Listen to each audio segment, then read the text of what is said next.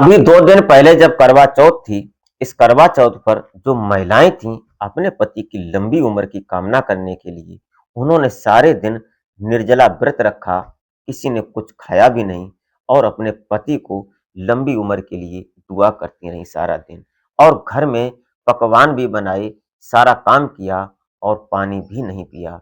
लेकिन उन्हीं महिलाओं में से एक महिला ऐसी होती है, जो कि उसकी 4 साल की शादी के बाद उसने करवा चौथ पर अपने पति को अकेला छोड़ दिया और एक पड़ोसी के साथ उसका जो प्रेम संबंध था, उस दिन उसने उस प्रेमी के साथ जो शारीरिक संबंध पहले से बनते थे और उसका रिश्ता इतना मजबूत हो जाता है, गरीबी के चलते जो पति था उसका, वो परदेश कमाने चला गया था और इसी बीच ये सारा सिस्टम बन जाता है कि उस लड़के से उसकी प्रेम संबंध हुआ और सब कुछ होने के बाद करवा चौथ के वाले दिन उसने उससे अपने पति से रिश्ता तोड़ लिया और उसकी आगोश में चली गई और उसकी बाहों में समा गई।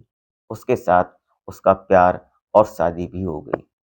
दोस्तों, ये सच्ची घटना आपको सुनाने जा रहे हैं। ये घटना सुनने के बाद आप अपनी राय कमेंट में ज़रूर दें और अब अगर हमारी वीडियो ज़रा-सी भी अच्छी लगे तो एक लाइक ज़रूर कर दें और हमारे चैनल पर अगर आप पहली बार विज़िट किए हैं तो प्लीज़ हमारे चैनल को सब्सक्राइब ज़रूर कर लें। इससे हमारा हौसला बढ़ता है, हमारी हेल्प होती है और प्लीज़ हमें सपोर्ट करें। हमारा चैनल अभी नया है। तो नमस्कार, प्रणाम, मैं अजय कोहली और आप देखना शुरू कर चुके हैं। आज की कहानी शुरू होती है उत्तर प्रदेश का एक जिला पड़ता है अमेठी और अमेठी का एक थाना क्षेत्र पड़ता है जामो। इसी थाना क्षेत्र के अंतर्गत एक गांव पड़ता है टिकरा। यहाँ के रहने वाले अमरजीत अमरजीत की शादी होती है 2021 में आरती कनौजिया से। आरती कनौजिया और अमरजीत की जब शादी होती है, उसके बाद कई एक महीने जब वो घर पर रहता है अपनी बूढ़ी माँ के साथ, उसके बाद अमरजीत के पास इतनी खेती जमीन थी नहीं, जो कि वो अपने घर पर रहकर गुजारा कर सके। पति पत्नी और माँ के बीच अमरजीत एक दिन परामर्श करता है कि ऐसा ना हो जाए कि हम बाहर चले जाएं और वहां जाकर कुछ पैसे कमाएं, इससे हमारे घर की जो आर्थिक स्थिति है उसमें कुछ सुधार हो सके। और ऐसा ही होता है। तीनों लोगों की बड़ी अच्छी तरह से इजाजत हो जाती है और अमरजीत गुजरात के लिए गाड़ी पकड़ लेता है। गुजरात पहुंचता है सूरत में, वहां जाकर अपनी जॉब करने लगता है। किसी भी नौकरी, किसी फैक्ट्री में वो अपना काम करने लगता है। कहानी का सिलसिला आगे बढ़ने लगता है। लेकिन इसी बीच एक दिन जब उसको 2-4 महीने हो जाते हैं, अपने घर आता, उसके बाद एक 10-15 दिन अपने घर रुकता अपनी पत्नी आरती के साथ, उसके बाद फिर वो वापस चला जाता है। यही सिलसिला चलने लगता है।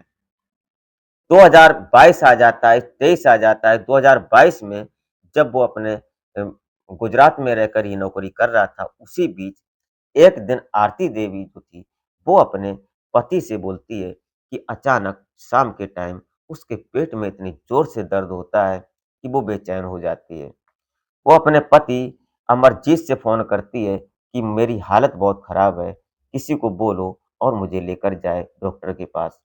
उसकी माँ भी परेशान हो जाती है, अब घर में कोई था नहीं, बूढ़ी माँ उसको कैसे ले जाती। तुरंत अमरजीत फ़ोन काटता है, बोलता है कि तुम अभी रुको, मैं इंतज़ाम करता हूँ। उसी का एक चचेरा भाई होता है राजेंद्र, जो कि अमरजीत से उम्र में बड़ा होता है और उसकी अभी फ़िलहाल शादी भी नहीं हुई थी। भले ही 2-4 महीने बड़ा हो, अमरजीत से राजेंद्र बड़ा होता है। तो अमरजीत तुरंत फ़ोन करता है राजेंद्र को और बोलता है कि भैया, बहू की तबीयत खराब है और उसको डॉक्टर के पास लेकर चले जाओ, उसके पेट में अचानक दर्द होने लगा है। तो राजेंद्र अमरजीत को बोलता है कि यार मैं कैसे ले जाऊँ, मैं जेठ हूँ, वो हमारे साथ कैसे जाएगी और सही भी नहीं लगेगा। बाइक मैं दे देता हूँ, किसी और को भेज दो और वो चला जाएगा। लेकिन अमरजीत बोलता है कि कोई बात नहीं भैया, बीमारी में कोई म इज़्ज़त और कोई छोटे-बड़े की बात नहीं होती। जब शरीर सही होगा, तो फिर वो तुम्हारी इज़्ज़त कर लेगी। फिलहाल तुम ही चले जाओ। तो जो राजेंद्र होता है वो तैयार हो जाता है, वो तुरंत अपनी बाइक उठाता है और सीधा विपिन के पास ये अमरजीत के पास पहुँच जाता है घर पर। साथ पास में ही घर होता है और उसकी जो पत्नी थी आरती कनौजिया को अपने पीछे बैठाता है बाइक पर और लेकर एक डॉक्टर के पास जाता है। वहाँ दिखाता है, उसका जो ट्रीटमेंट होना था, दवाई, सुई वगैरह जो भी होना था, उसको फिलहाल आराम हो जाता है। जब आरती सही हो जाती है उसके बाद देर रात अंधेरा हो जाता है। उधर से जब वो आता है तो आरती अब हँस रही थी, बातचीत कर रही थी, मुस्कुरा भी रही थी, सब कुछ हो रहा था। अब जब उसके पास जो ये राजेंद्र बाइक चला रहा था और जो आरती थी उसके पीछे सट कर बैठी हुई थी, उसके पीठ पर जो उसका वक्षस्थल होता है वो टच होता है। ये टचिंग कहीं न कहीं राजेंद्र को बड़ी कचोट रही थी। वो सोच रहा था, क्या सुखद एहसास था उसको। चलते-चलते बाइक पर धीरे-धीरे बाइक चला रहा था और उसी बीच वो बोलता है कि तुमने मुझे टच किया है, इस टच को तुमको जुर्माना देना पड़ेगा। मज़ाक-मज़ाक में राजेंद्र आरती से बोलता है, तो आरती बोलती है कि जब चाहो आप हमसे जुर्माना ले लेना, जो भी चाहो वो ले लेना। दोनों की आज बात होती है, इसी बीच वो घर पहुँच जाते हैं। उसके बाद दोनों एक-दूसरे से बातचीत करने लगते हैं। यहाँ से प्यार की शुरुआत होती है। तो अमरजीत जो वो तो बाहर में ही रहता है, लेकिन इधर राजेंद्र और आरती का प्रेम संपर्क शुरू हो जाता है। अमरजीत सॉरी ये राजेंद्र बोलता है आरती से कि तुमने जो वादा किया था, वो वादा पूरा करो, मुझे उसका जुर्माना चाहिए। तो आरती बोलती है कि आज शाम को मैं तुम्हारा जुर्माना देने को तैयार हूँ।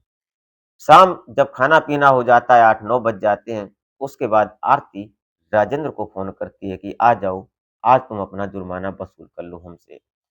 राजेंद्र बड़ी खुशी के साथ आता है और आरती जिस कमरे में सोई थी, उसकी माँ सोई थी दूसरे कमरे में, सीधा आता है आरती के पास और वो दोनों इंटीमेट हो जाते हैं। आज जो राजेंद्र था, उसकी बरसों की प्यास जो थी वो पूरी करता है और आरती भी भूखी थी, उसके शरीर की जो प्यास थी उसको तृप्त कर देता है, दोनों के शारीरिक संबंध बनते हैं। अब ये सिलसिला शुरू हो जाता है और जीने मरने की साथ में कस्में भी खा लेते हैं। यही सब चलने लगता है, समय आगे बढ़ने लगता है, 2023 आ जाता है। जब 24 की करवा चौथ आती है, उस दिन भी इस आरती ने यही सब किया। विपिन को भे इसको सॉरी अमरजीत को भेज देती है वो, कि वो सामान लेने जाएगा और वो इधर उस राजेंद्र के साथ करवा चौथ मनाती है। लेकिन इसी बीच जब इस अमरजीत को ये पता चल जाता है, तो फिर ये अपनी पत्नी आरती को लेकर गुजरात चला जाता है, लेकिन आरती वहाँ रुकती नहीं है। उससे हर दिन लड़ाई झगड़ा, वो वहाँ रहने के विचार में ही नहीं थी। कुछ जब वो दुखी हो जाता है अमरजीत, उसके बाद वो फिर गाँव में छोड़ देता है उसको। अब यहाँ रहकर उनका वही काम शुरू हो जाता है।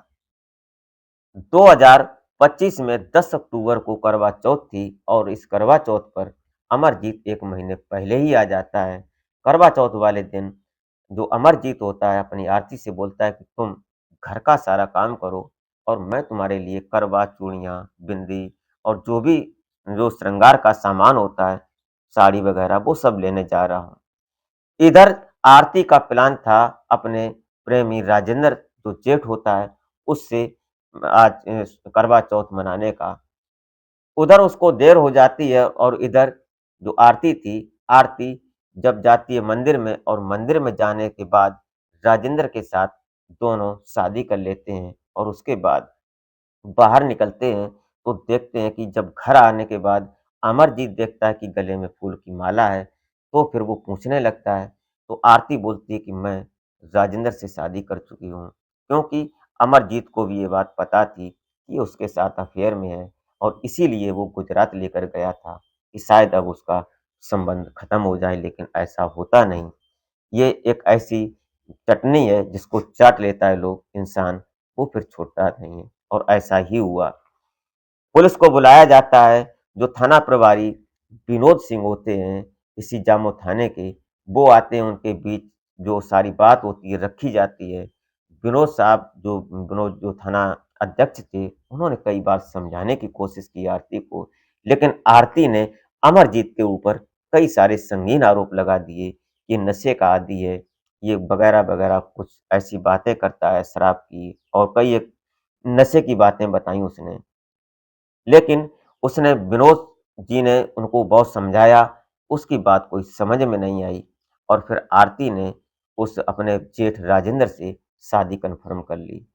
अमरजीत से पूछा विनोद जी ने कि तुम क्या करना चाहोगे, कोई इनके ऊपर आरोप लगाना चाहोगे? तो अमरजीत अपने रोते हुई आंखों से बोलता है कि मैं ऐसा कुछ नहीं करूंगा, क्योंकि मुझे डर लगने लगा है शादी के नाम से। क्योंकि मैंने कई एक कहानियां, कई एक ऐसे न्यूज देखे हैं कि पत्नियां अपने पति को कैसे भी करके फाइट कर देती हैं। मुझे डर लगता है इसने इससे शादी कर ली, इसके साथ ये जीवन भर खुश रहे, यही मेरी दुआ है। मुझे अब इनसे कोई मतलब नहीं। और उसके बाद आरती और उसका जेठ राजेंद्र अब पति पत्नी बन जाते हैं। देखना यह है कि इनकी शादी कितने दिनों तक रुकती है, डटती है, आगे फ्यूचर में इनके साथ क्या होगा। फिलहाल अमरजीत तो अकेला रह गया और उसी थाने के अंदर उसने ये कह दिया कि मैं फिलहाल अब कभी शादी नहीं करूंगा, मैं ऐसे ही सही हूँ। दोस्तों, ये रही घटना। आप इस घटना को सुनने के बाद क्या सोचते हैं? अपनी राय कमेंट में जरूर लिख सकते हैं। दोस्तों, इस घटनाक्रम को सुनाने का उद्देश्य किसी को हैरान या परेशान करना नहीं था, न ही किसी की भावनाओं को आहत करना था। इसी के साथ आप अपना और अपने परिवार का बेहतर तरीके से ख्याल रखें। मिलते हैं फिर नेक्स्ट वीडियो में, तब तक के लिए जय हिंद।